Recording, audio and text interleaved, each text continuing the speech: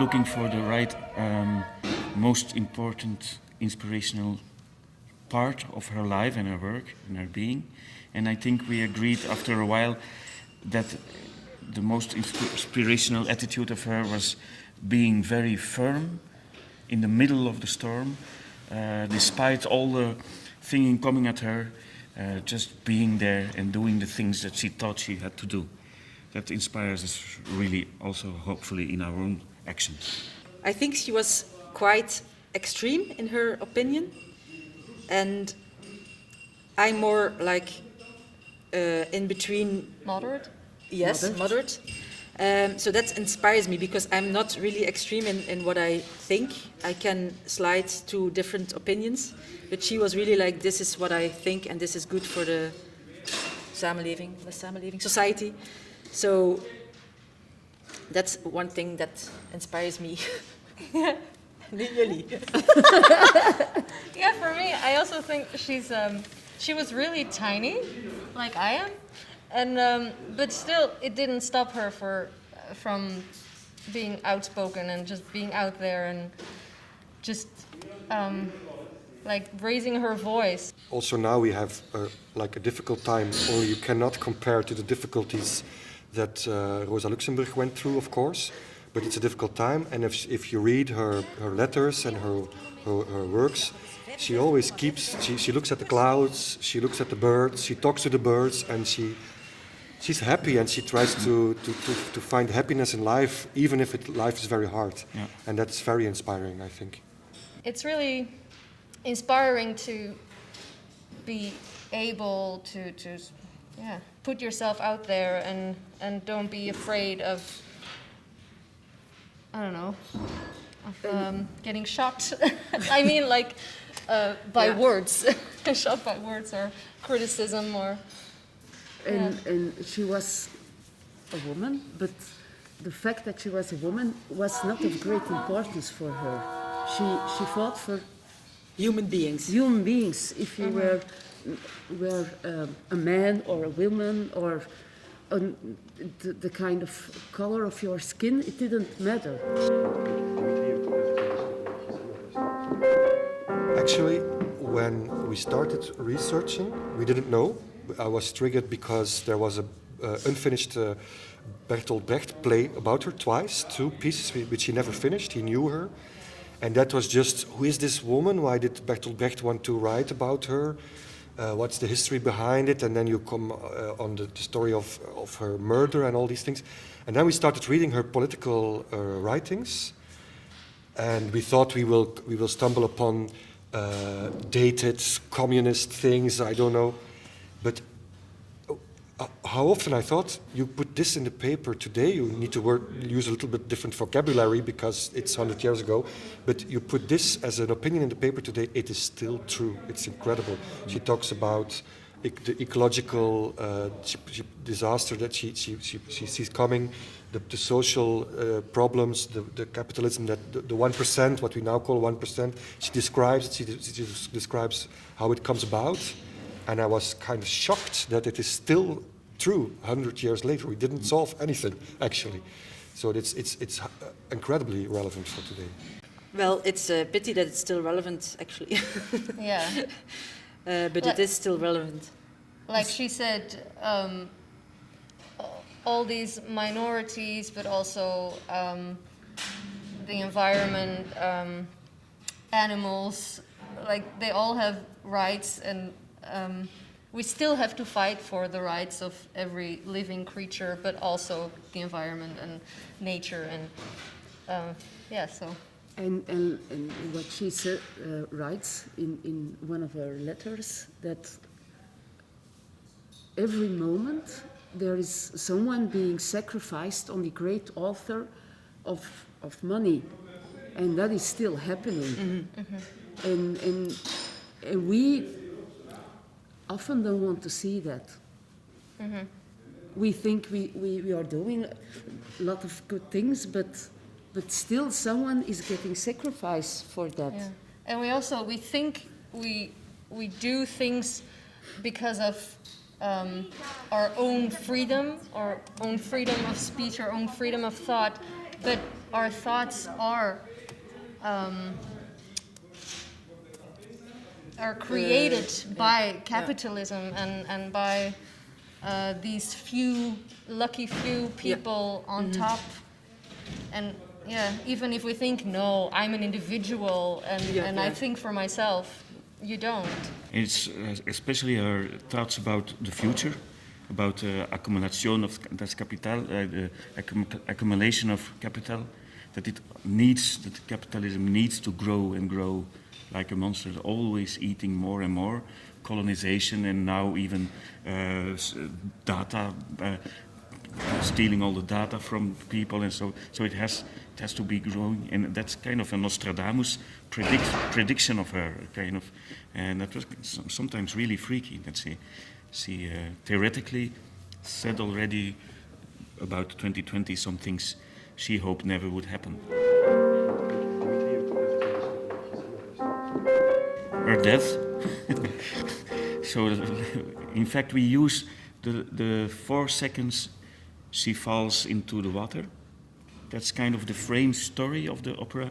And then, in fact, all the things she thinks about in those 4 seconds, it goes from highlights and depths of her life. So, in fact, we use her death, the moment of her dying, to think about her childhood, when she was 15 years old, when she really had the source of her socialist thinking. She thinks about her loves, about her political struggle, about her revolutionary struggle, about her politics struggle, but always from the point of looking back. I think in the end, everything we show is part of the core, which is that she had to fight to stay strong and to. Because she says, I'm standing in the midst of a storm. Yeah. And I'm trying to hold on. And that's you because see all in these different war... moments of her life. It's in the different parts. Yeah. Also, of course, we had to use the letters. It's her most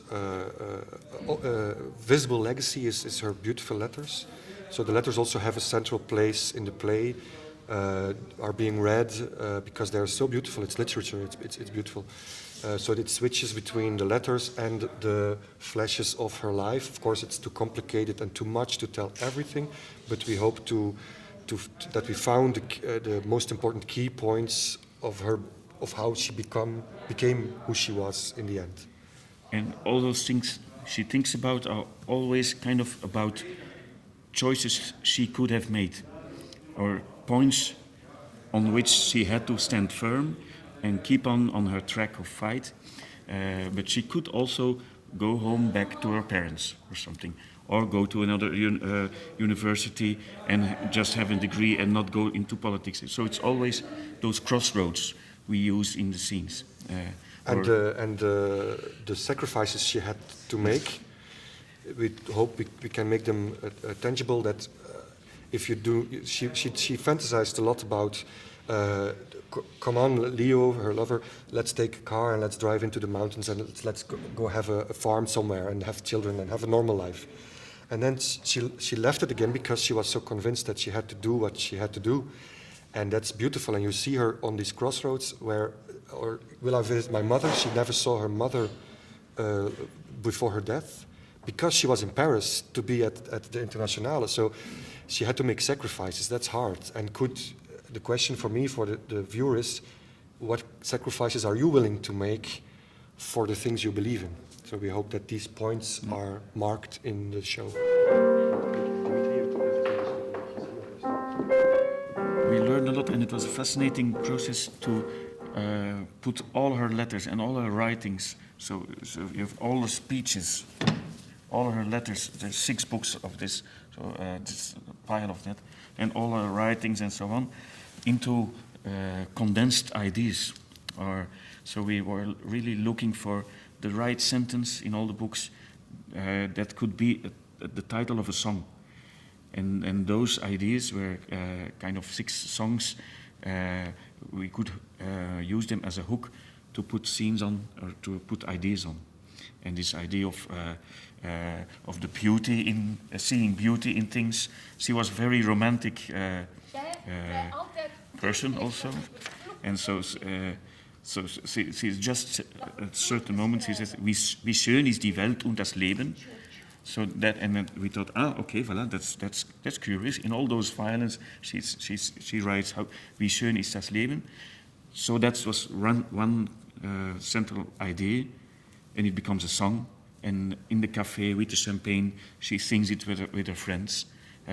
So we used the one of the three actresses as a singer, and then a six women who are choir often sing along with her, and they repeat or they subscribe those ideas we plucked for letters out of her letters, and then it was a kind of a whole puzzle to use other texts of her and put them in the same song.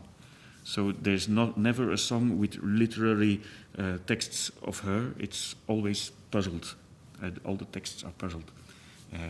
So that's how we came to a package of 6 main songs. Maybe also interesting to note that there's only women on stage.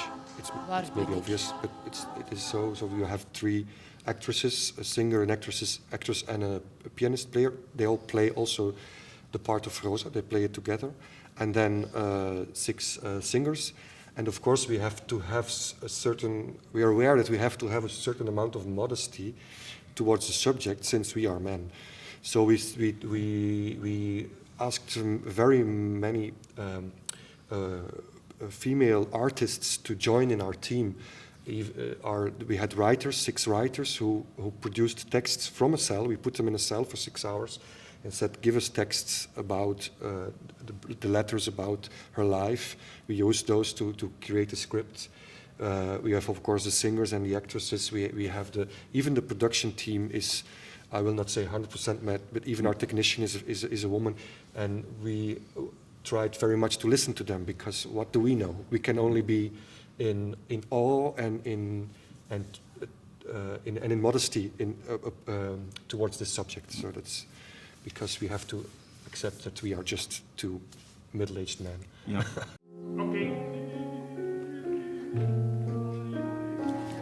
Of course, it was not easy because we have lots of restrictions for rehearsals. That was doable because we can work like any other business, of course with the masks and with all the safety rules and everything.